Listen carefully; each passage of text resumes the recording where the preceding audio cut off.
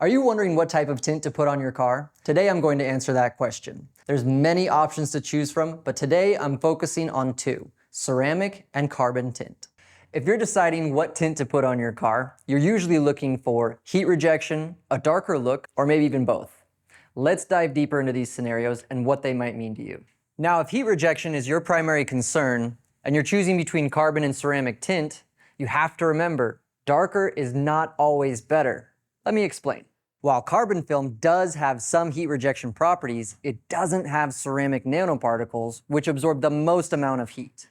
Now, you don't necessarily have to choose a darker shade like you see here. With a higher end film, you can choose from a darker shade to a lighter shade and still have that high performance and heat rejection. Now, if a darker look is all that you want, you can choose either the ceramic or the carbon tint because they both offer those darker shades.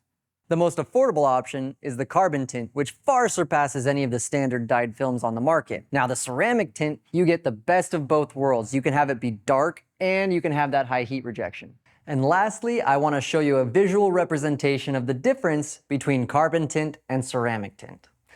This 20% in carbon has the same heat rejection as 55% in ceramic. So the lighter shade is accomplishing the same heat rejection as the darker shade in carbon.